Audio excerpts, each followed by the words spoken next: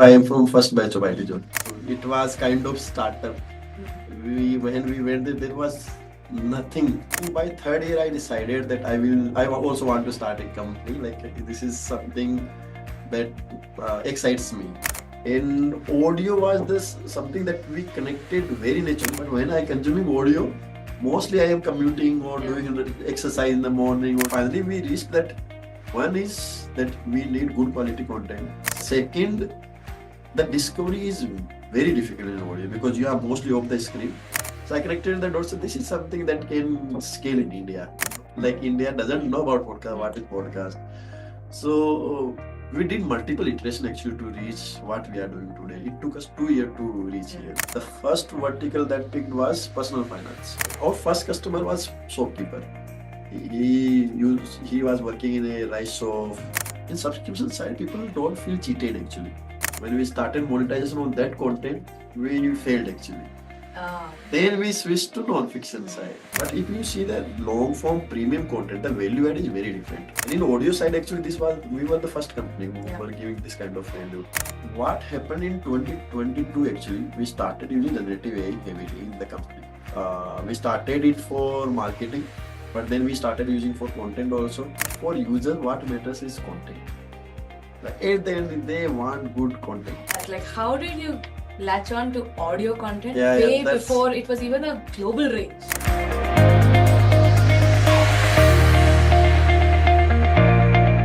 All right, Bisu, good morning. Thank you so much for joining us here at the WaterBridge Ventures office, and a very warm welcome to That One Idea Season 4.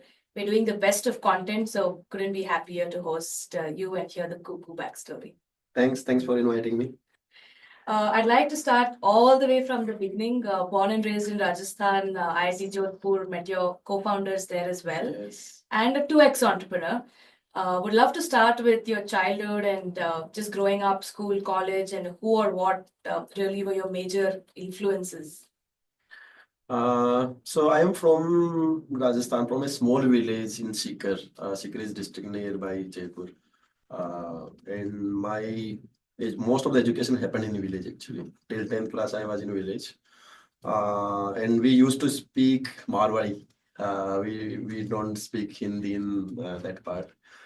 When I moved after 10th class, I went to Sikar. Sikar is now education hub actually. Everyone knows Sikar because of education. And I did my 11th and 12th in science maths. And that was one of the first big transition in my life. And if I add some highlights from my village, then I will say it's very small village. Everyone know each other. And I remember when there was no phone, even no TV kind of thing, like very few TVs in the village, only black and white TVs. And most of the time we used to spend in the night telling stories to each other. Like that was like a very different time. Strong sense of community. Very, very strong. And like when you don't have mobile, you don't have TV, then just imagine that how you spend time. It was that connected. And mostly I remember there were days where some of my neighbors used to tell a story, and whole night he used to tell us story, and we were just sitting and listening to those stories. So this was the start. There is some few memories from my childhood. And after 11th, 12th, I went to IIT Jodhpur. That was again one of the big transition in my life. If you see that what changed in my life in these transitions, one of the biggest thing is language. Like I used to speak Shekhawati. It is part of Rajasthani language. There are 5 languages in Rajasthan. When I moved Sikar, then I learned Hindi. Then when I moved in IIT, then I learned English. So that's one of the biggest transition in language. My language changed in every transition. When I moved IIT Jodhpur, by the way, I am from first batch of IIT Jodhpur. Oh wow! So there was no senior, nothing. So it was kind of startup. When we went there was nothing, no labs, no classrooms, no festivals. So we like first 2 year we spend in IIT Kanpur. We learned a lot from them that how they are organize their college, organize their festivals, organize their labs. Then actually the college administration also gave us freedom that we want to set up these labs.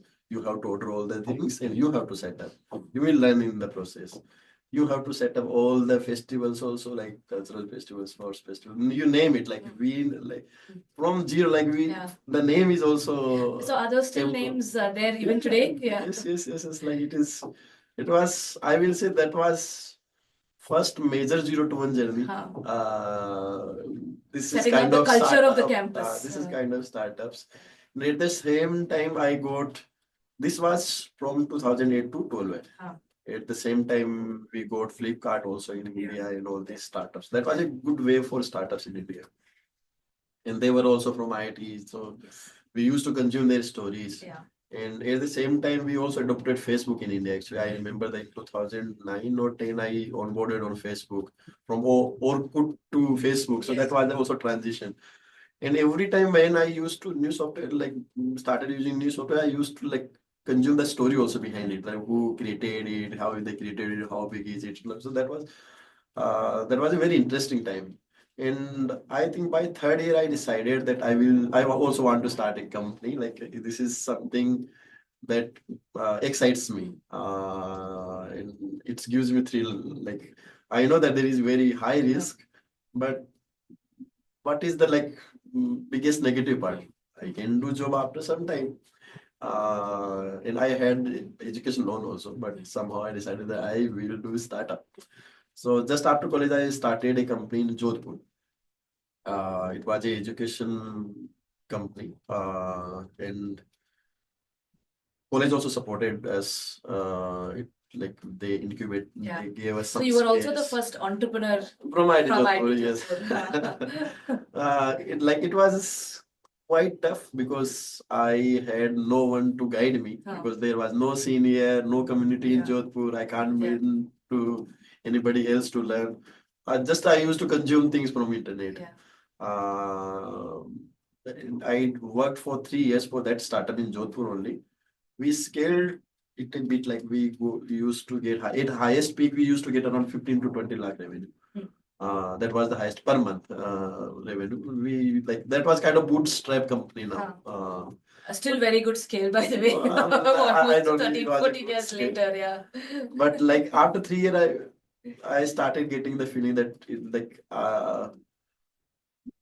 something I don't know in the startup world. That's why I'm not able to scale. And at the same time, Topper and Baiju also happened. They started scaling. They started raising funds. They hired a lot This of model people. was classic test prep. It was like a lot of things because when you start bootstrap, you do everything. We were test prep also. We created content also. We did B2B also. We did a lot of things. So at the same time, Topper and Baiju also happened, and they started growing very fast.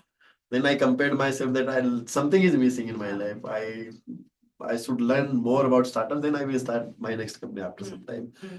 Then I got in touch with Jishan from Topper. Then he actually came to Jodhpur. He spent a whole day with me, and finally he said that we are working in the same direction. Why not work together? And you also want to learn. So come to Mumbai and let's work together, and then you can start your company after some time. So that was the first journey. I will say I was not able to make that big. I had that dream that I want to make Big money. a big not exit. big money, but big impact. I want to. The dream was to fix the education system because, and then the negative part just after the college is that you have only one exposure. Mostly that is education. That's the negative part of our education system, that you don't have any other exposure. Mostly you see those problems, somehow you reached in. All problems are from a student perspective. That is a big, I think, big negative of our education system. So that was dream that I want to fix the quality of the education, and internet is the good medium because you can control the quality. But I was not able to scale. Then I came to Mumbai. I started working in Topper. I just spent around 2.5 years in Topper. And at the same time, I was exploring other ideas that what can I do next? And that was, I will say, first time when I broadened my perspective. And I kept some high level criteria also that what I want to do next. There were like high level three criteria. One was that again I want to do something that can impact masses. Again, like that was my dream that I want to do something that can impact like hundreds of million lives. Second was that this time I want to make a product that I should be the user of that product. I should be solving some problem for myself, and that solution should scale to like masses. Third was that I want to keep a small team. Like I don't want to make something operationally heavy. Yeah. Based on these criteria, I listed down hundreds of ideas. And luckily, one of them was that so mostly I started observing myself that what I am doing day to day, what are the problems in my life, what I like, is there something that I can like do for myself and that can scale to myself. And luckily, I started consuming podcasts in 2016. So I wanted to ask you that, like, how did you latch on to audio content Yeah, way that's- before it was even a global range? Yeah, so during that time, like US was quite ahead in podcast area at least. So there was this Joe Rogan podcast, Yes. Tim Ferriss podcast. Yes. So one of my friend recommended me this Naval Ravikant and Joe Rogan podcast. I think Joe Rogan podcast. Yes, it was the first podcast I listened in my life, and it was a very different experience. Like it is a 3 hours long Yes. podcast, and Yeah. it is very good podcast. And I start like that was the point when I experienced, wow, this is very different. And after 1 year, I connected the dots that this content is also very different. Like when I consume video and when I read text, I have to sit down and consume the content. But when I consuming audio, mostly I am commuting or doing exercise in the morning or doing some repetitive tasks. So this is very different. And during the same time, Geo also happened. Everyone start onboarding on the internet in India. So like, and I was active to start something new. So I connected the dots. So this is something that can scale in India, and no one is doing in this space. So finally, I jumped. In 2018, I started Kuku FM. So this is the backstory. How did you assemble the founding team, and were they drawn to this idea as much as you were, or did it need some convincing? No, so in this complete process after the college, we know this with me. Like Yes. he was in first company also, he was in Topper also, then he was exploring the ideas with me also. Vikas is my third co-founder. He's Vinod's batchmate. Yeah. So we met in like I know him from college also, but I didn't spend that much time. But he also joined Topper. So we started living together. Then we were doing all these tasks. It was very natural that you will all come together when you think of your next idea. So it was not something that I got the idea, then I started for searching for founders. Then no, it was not like that. It was something like three of us were exploring like at the same time. It was very natural. And in 20, like when in January 2018, I left Topper. And I took some break also, like around 5 to 6 months. And at the same time, Vinod also left Topper. And we were just doing all this traveling and exploring ideas. Who did you speak to the most in those 6 months to like just get and draw validation? Were you trying to speak to content creators on like who could give you high quality exclusive content, because you've always been a champion of exclusive content, or were you more dabbling with what the format should be? Should it be, like you said, audio only? Should it be video? Should it be like written audiobooks? But where did you spend most of your time doing that primary research to get more validation on your idea? So I remember that when we were exploring this idea, one is like we were discussing each other. We were like discussing our experience, that how it is useful and how others can use it, because that was the one criteria that we want to make something for ourselves. And we connected the dots. Then we started talking to some of the YouTubers. Some of the there were like around 2-3 podcasters in India also at that time. We reached out to them and we talked to them also. And Gagan is also our friend actually from IQ.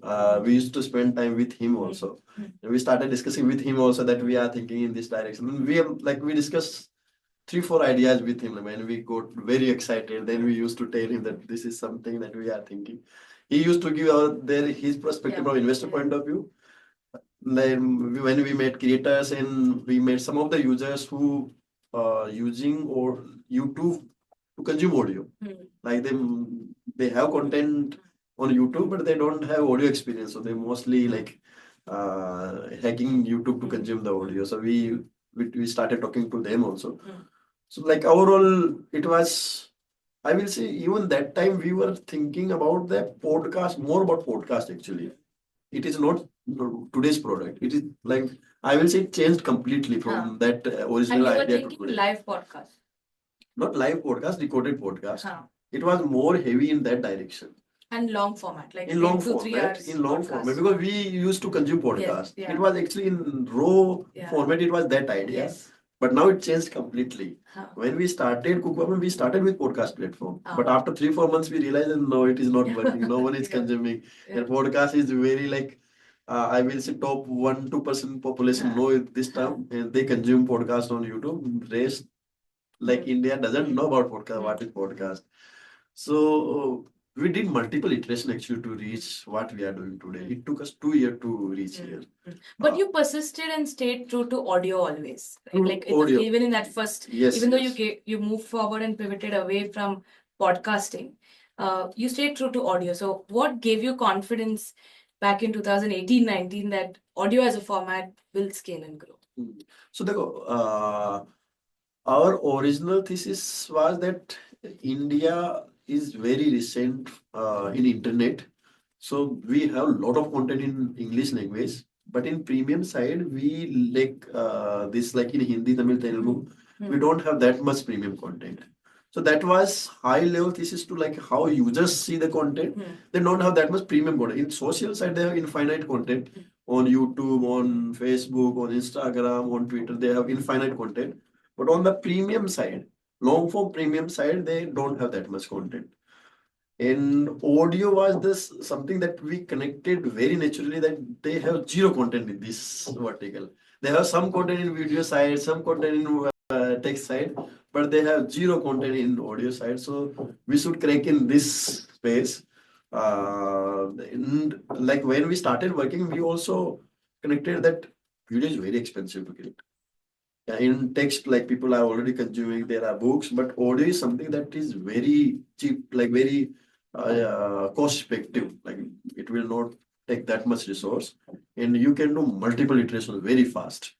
That's why we were like loyal to audio. That we will like we know that this is something that is different than video and text. There is no competition of the screen because this is mostly consumed by consuming of the screen. And it is very easy to create content in this direction. So we can do multiple iteration and we can figure out some format that people will And you consume. started with non-fiction, where you were taking bestsellers and We started with podcast. yes, of course. We did. I am saying that it took us 2 years to figure out what is working. We did multiple experiments. We did one of the experiment was very product centric. We created this Twitter kind of feed, and anyone can post the like kind of tweet in audio, and anyone like this completely social feed kind of thing. That also didn't work. We did UGC side also, like anyone can create the content. That also didn't work because in audio you can't consume low quality content because you are consuming with only one sensor. We learned that lesson in that iteration. So we did multiple iterations. Finally, we reached that one is that we need good quality content. Like in audio, you can't give low quality content. Second, the discovery is very difficult in audio because you are mostly off the screen. And in audio, you can't read, can't see. This is very difficult. So most of the audio content is long form content. The reason behind it is because people can't discover again and again. If they discover one time, then they want to continue consuming that content for 1 hour, 2 hours, even 10 hours. So these are the two properties. With these two, you know that what you will start. And then the first step was to start stories. We created some fiction stories, and we got very good engagement on those stories. But just after 1 year, we decided to monetization also. When we started monetization on that content, we failed actually. Then we switched to non-fiction side. The same format, long form series content, episodic content. But now when we did experiment on non-fiction side, I will say it was 2x difference in like and these were all the like, unit these were economics. bestsellers, global bestsellers that you were picking up, or also local content. I will say mix, 80% original and 20% I will say global bestsellers.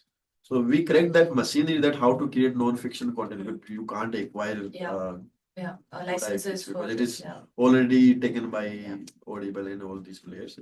So we cracked that machinery also, that how to create the content. We had this machinery in back in like 20 to 21 period. We created fiction also, non-fiction also.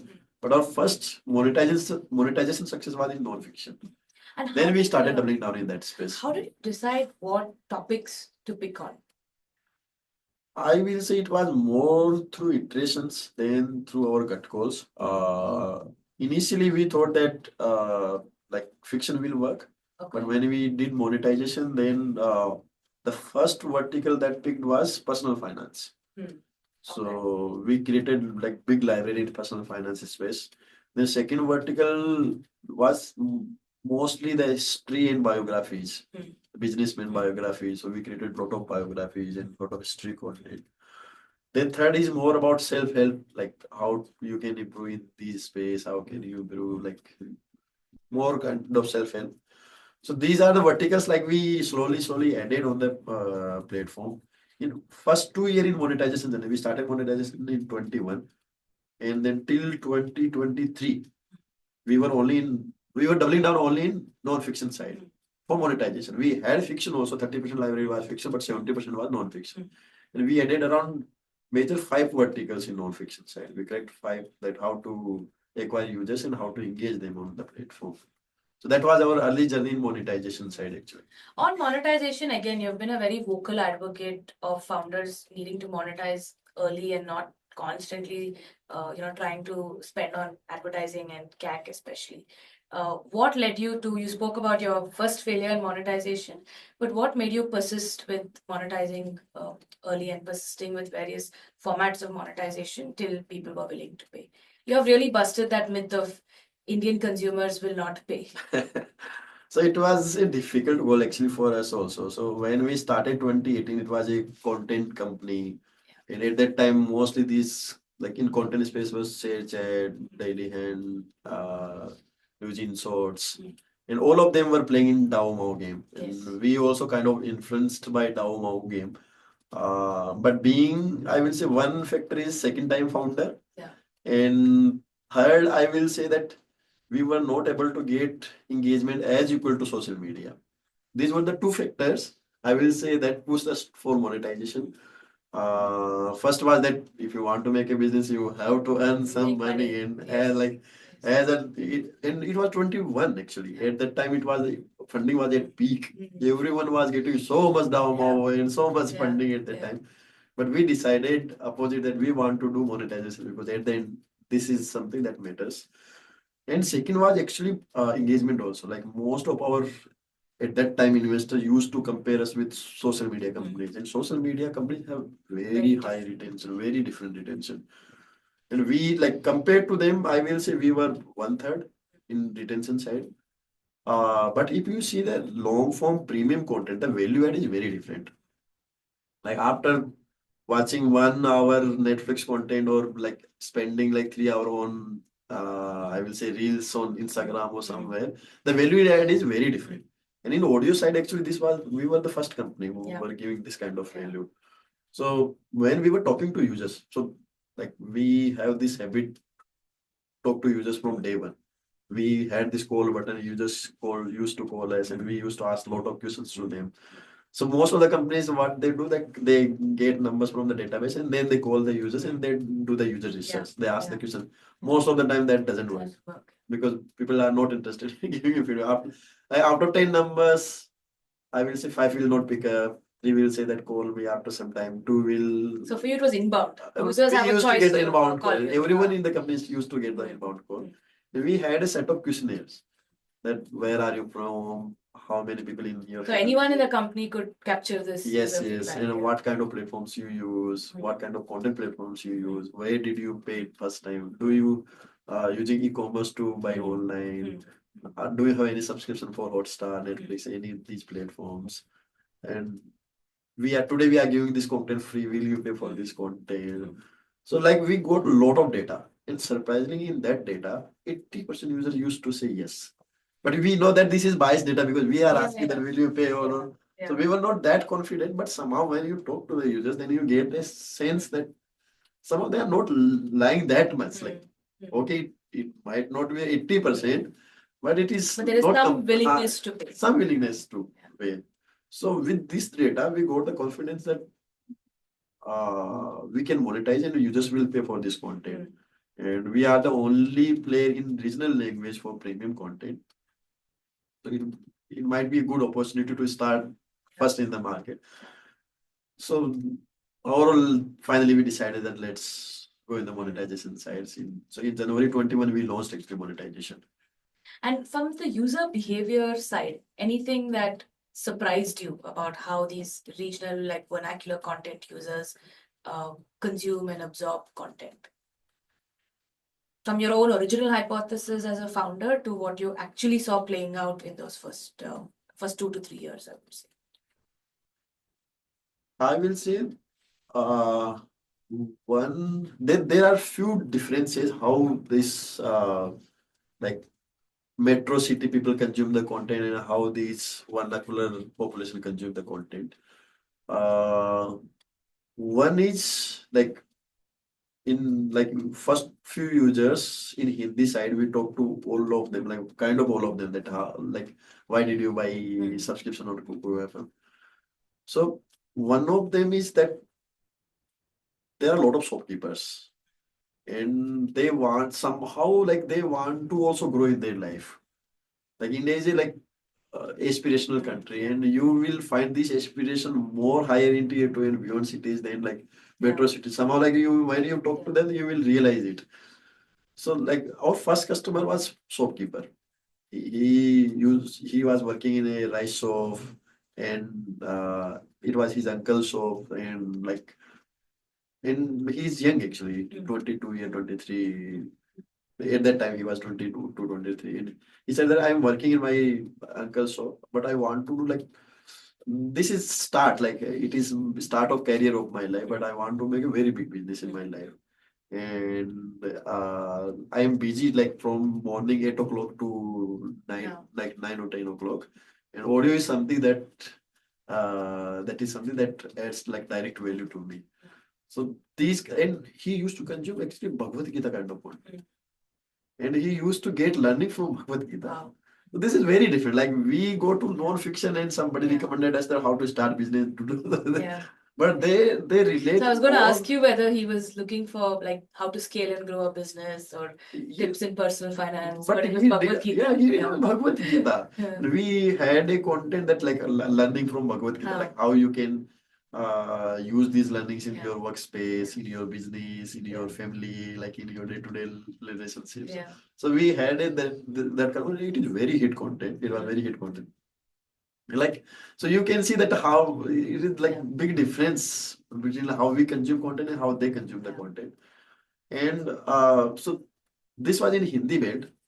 In Kerala belt, like we find out that even local consumers also used to consume like high, like I will say high quality current topics content, like how we consume the content, how Metro City consume the content, how Netflix is creating Chernobyl kind of series. So they used to consume that kind of content. In Tamil side, we got history more than anything else. So like their different portfolio. But it was amazing that everyone wanted value addition and long format. Long format, yes, yes. So it was that was a consistent feedback that you always got. Yes.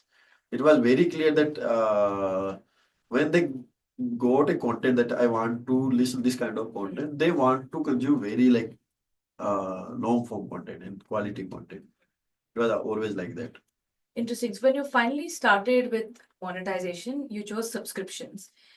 Any thoughts on how you've evolved on your monetization journey, and generally, do you have a view on ads, on micropayments, on episodic content where you release an episode on payment? But how have you seen the monetization journey evolve?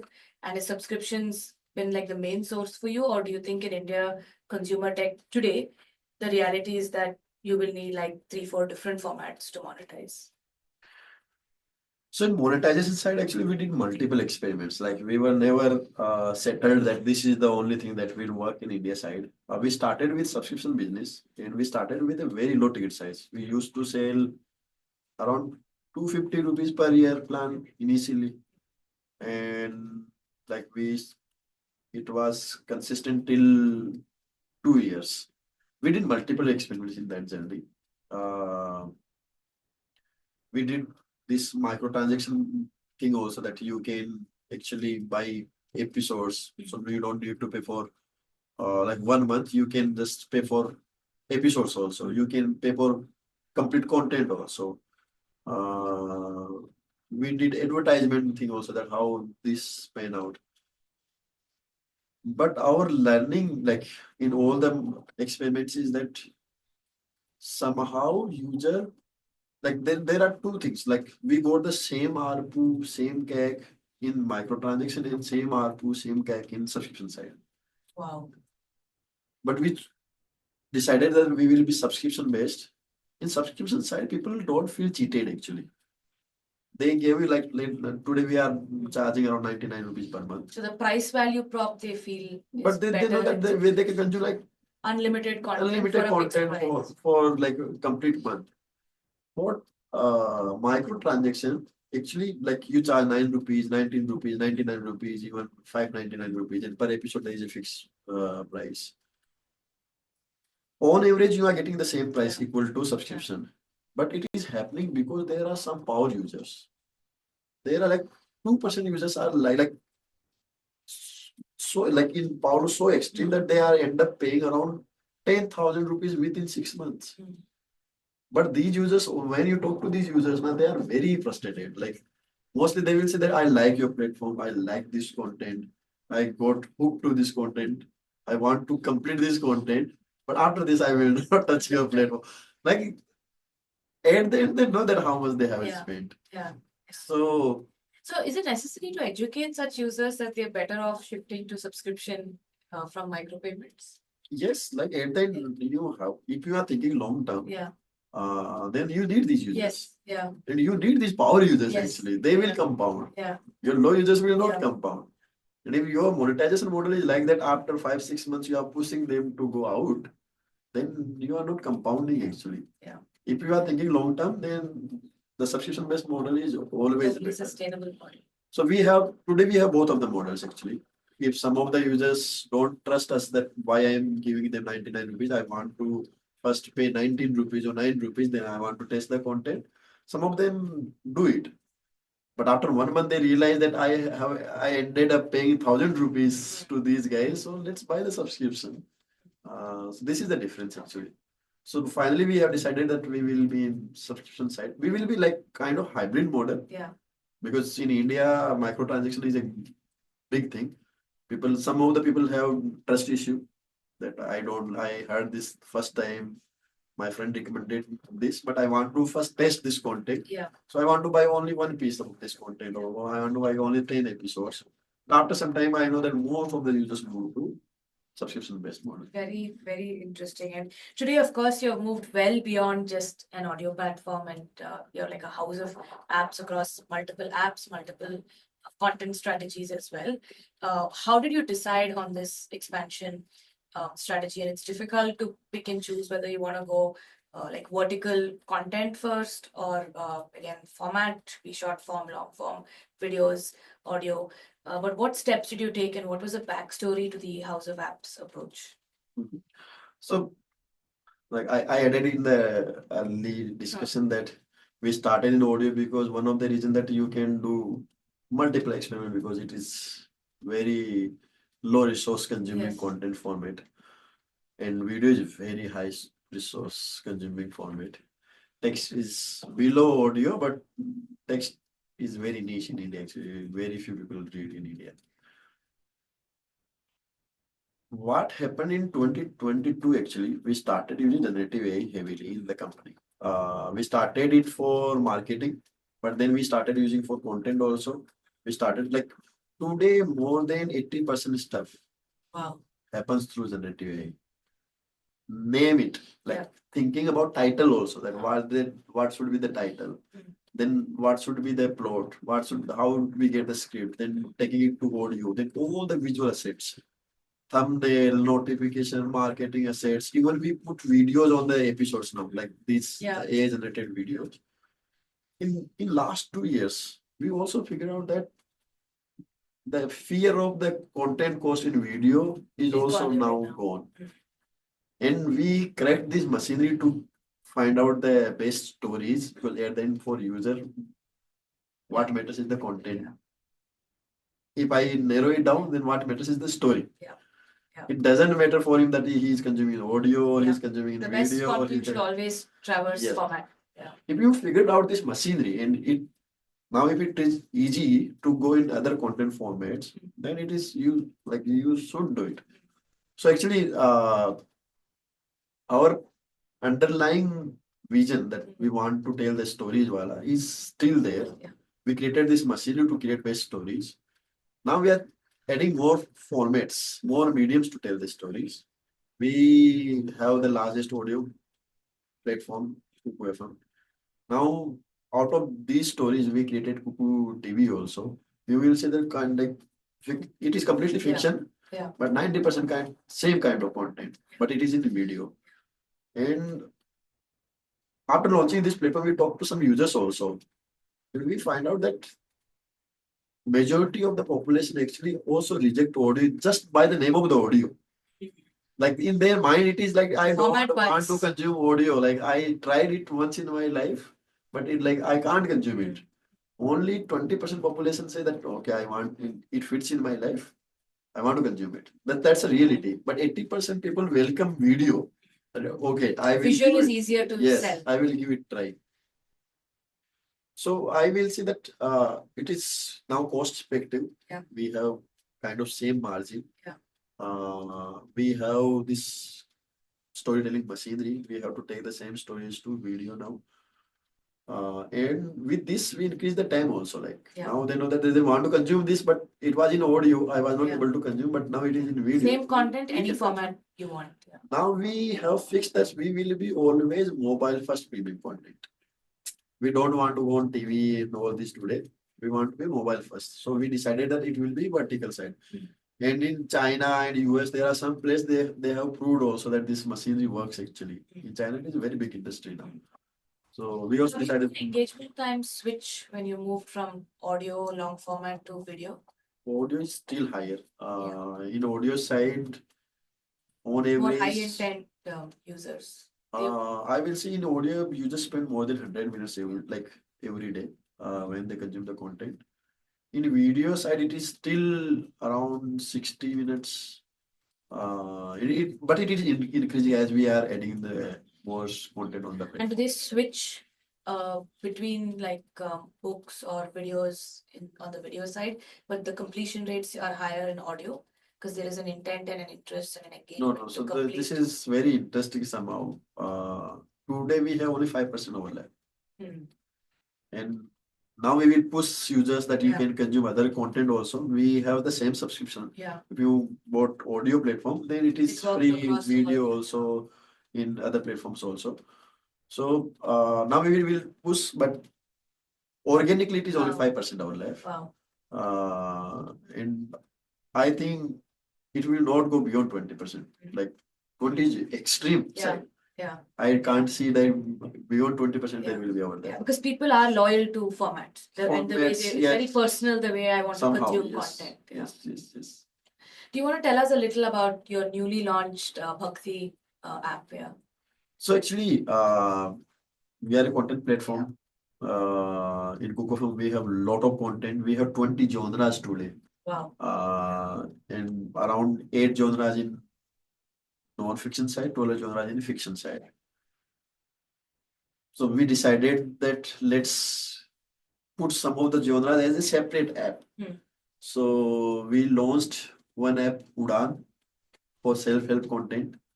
It worked very well because you just know that I want to consume this kind of content only. Yeah. Because on Kuku FM today, like it is kind of everything on one platform. Like you can consume stories also, you can consume personal finance also, you can consume history also, biography also, romance, thriller, everything content is there.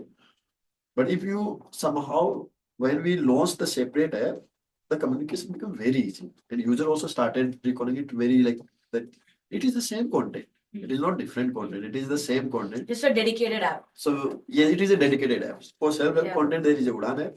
And for spiritual content, we had a lot of spiritual content. It is a Bhakti app. So we are not doing other religion stuff. It is storytelling. It is the same content, but somehow user relate it. And some of the users complained also that they don't want to see other formats with religion content. So it is easy for them also. So we launched this Bhakti app. So I will say India, like I think it is proven again and again, India is not a super app kind of country. I think Swiggy also learned it recently. They launched in some art separately. And the same thing happened in Kuku FM also. Like it is kind of super app in audio. We have multiple genres. And the same with same content we tried other formats. What?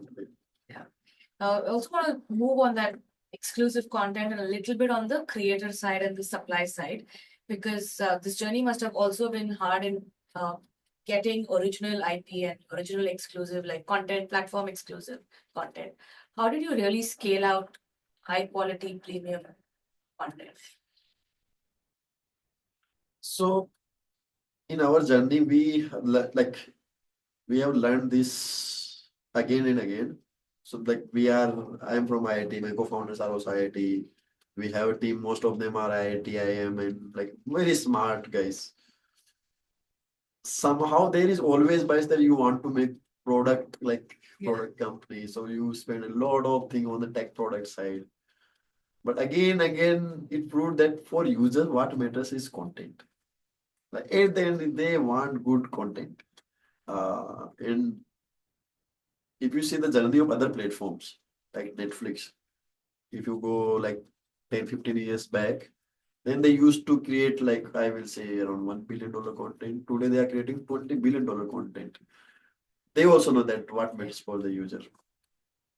And you also consume content. You don't care like what are the other features. If you like the content, you go on that platform. Otherwise, you don't go on that platform. So this is the most important thing for us, that we should have the most strong content creation machinery. And it is our focus from like when we started the monetization from that point, like 2020. We also from 2020 when we figured out this content format. What we did, we actually first we launched some tools openly for everyone, but we realized that this will not work like UGC format. We have to control it. Then we switch it to PUGC strategy. Like we curate the content. Anyone can create, but we curate the content. And if we know that these guys create good content, then we also reach out to them. So today there are around, I will say 10,000 creators. This is the community. Like we don't create content inside. So like one thumb of the rule is that you can't scale creativity in-house. You can start it in-house, but it will cap out. After that, you can't scale creativity in-house. So it should be has to be crowdsourced. Crowdsourced, decentralized outside your company. So everything happens outside of the company. We have these creators. We have created a lot of tools, but we curate the content. We have a team that curate that content. And our focus is that to give more and more content in better and better stories to our users. That's the only thing that matters for our users. Now, like if you ask me separately as a person, like I want to spend every single penny of the profit also in the content, in storytelling. Like at the end that will compound. At the end, for users, that is the only thing that matters. Like everything else is to support it. Like tech, product, marketing is just to support it. Like our relation with users is to tell the stories.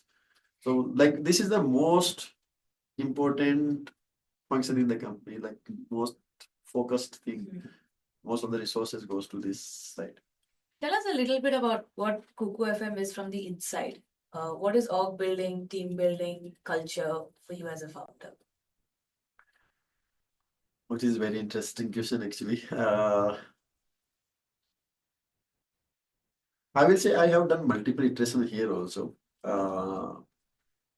And today, if I explain my learning, so I will start about from 2012, like it's been around 10, 13 years. I have seen multiple companies. I have multiple founder friends who run their company. Somehow I have reached at the point that whatever we have learned from Western world, because most of the learning are from Silicon Valley. Yeah. And most of the investors also Yes. like read or Yeah. visit there and get the Get learning and we influenced try by- to implement. Yeah. But somehow, like in last 2 years, I have reached that it is not working for Indian startups.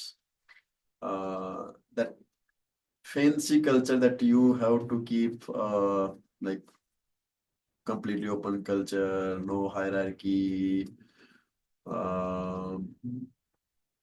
I don't know, employee centric, Pick any designation you want. pick any designation, hire very, very senior guys Yeah. early. And Like they'll build them they teams will below they will them. Yeah. build and like you have to like you should have very, very solid Yeah. senior guys core team. All of them, like I have tried everything. Today I can say that none of them is working. And if I say that what is working, go more closer to traditional companies, learn from them. Everything is working. Yeah. Everything is working. Uh, so like I have done some extreme experiments also for this. Uh, in 2022, we have removed the marketing team all from the company. Like we don't have marketing team. Uh, like business leaders look after the complete marketing. We don't have separate marketing.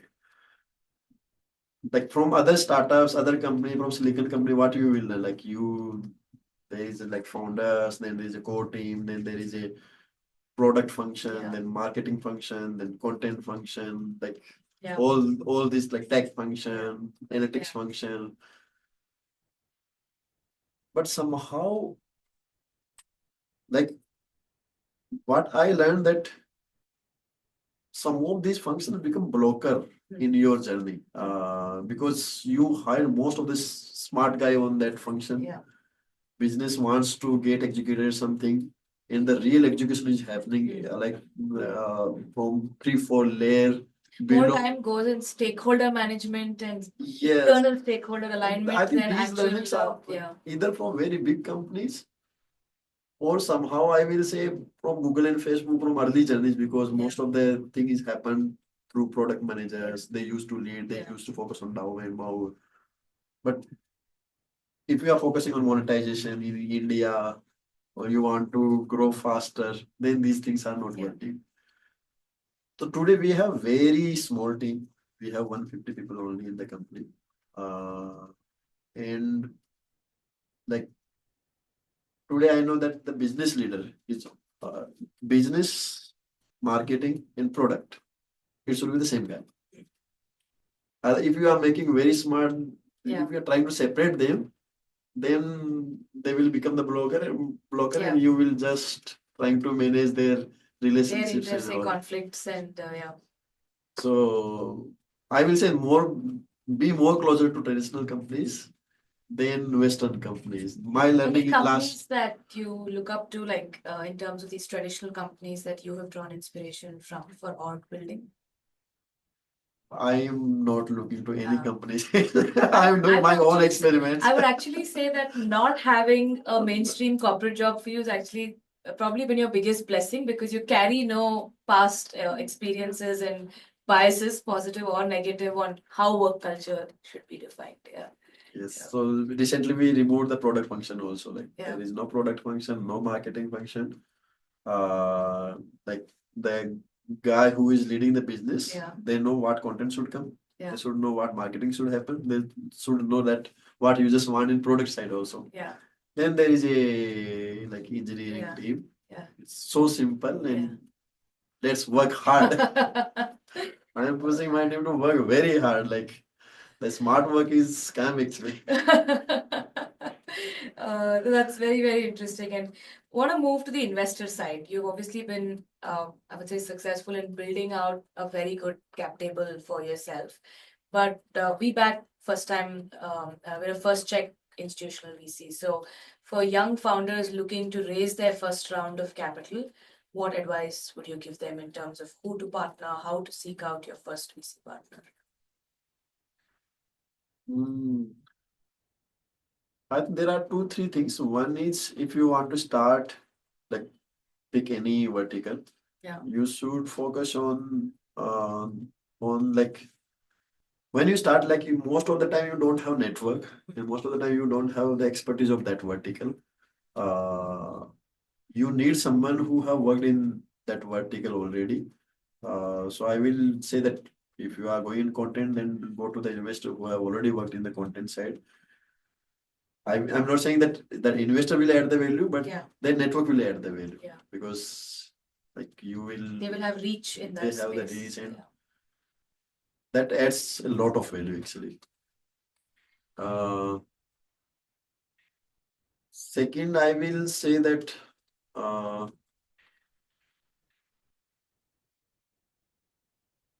like I will say for investor point of view and founder point of view that focus on user side. Like I will say that should be something that should never lose your focus.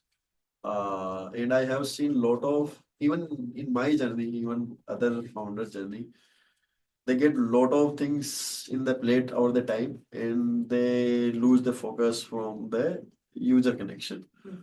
Uh, so I will say that investors should also push the founders that they should No focus on the distractions. no distraction, and even founders themselves should also like consciously should not. Interesting. And obviously, we spoke about WaterBridge and Kuku having the same birth year, and we're both 7 years young, I would say. What advice do you have for us as early stage investors? Now, on the other side, yeah. Tough question, but. Yes. Very tough. Or maybe value addition to founders, even that is something we're always keen to understand from scaled company founders as to how would you define investor value add? Uh, I will say investor value add is one is network. If founder needs to learn something, Yeah. I think they can't learn from investor, but they can learn from On other the network. founders. Other thing is don't try to add value until founders don't ask for it. Like I have seen some of the investors. So no who- free advice. Yes, who No have this unsolicited formula that advice. Yeah. pick only the companies who are working good Yeah. because they also work in the power law and add value to only those companies. Yeah. This is true. Yeah. But when you try to add value, actually you are taking founder's time. Yeah. He's spending quality time to create the product and create Yeah. other things. You are actually taking his time out. So no unnecessary CP. I will say actually it backfires Yeah. until founders doesn't come. Yeah. I think you shouldn't try to I think add it's also important to trust that the founder will reach out when they need help and they want help from you. Yes, yes, yes. And I will say like we are a very young country in startup world. I will say 100%, still yes. like we have to go far from Yeah. here. Investors should bet very aggressive founders. Like we need very hard working. We learned somehow in the last 20 years that work smart, like hard working doesn't matter. We have created company cultures like that that come anytime, Yeah. work anytime. But somehow I think it is the need of the country also and need of our startup world also that we should focus on hard work, even aggression that what can be done in 5 years, why not we can do in 2 years. Like that kind of thing that investors should focus. There is like I think I will say that we are barely scratching the surface. Path is very long. On that optimistic note, I want to ask you, what are you most excited about for the next few months, and any things that we can all look forward to as fans and users as we're cheering you? I will say in Kuku FM, like personally, I'm excited that we will be profitable this year. We are creating some very awesome content. And over the time, actually, our content quality is improving. That's our aim. That every time, every year, our content quality is like should improve. Third, I will say I'm very excited about the generative AI space. It is so exciting. It is so early. No one knows that how far it will impact everything. Being a content company, we know that how we are using it. Uh, because that's the first thing that sold in generative AI. Today we are like more than 80% things are happening through generative AI. So it is a game changer. And it will impact every industry. So I will say that these are the things I am personally excited, and everyone should be excited that world is going in right direction. On that note, thank you so much. We were really looking forward to hosting you on That One Idea, and thank you for coming all the way and sharing your knowledge, your journey, and having this insightful conversation. Thank you with so us. much. Thank you so for much. inviting me.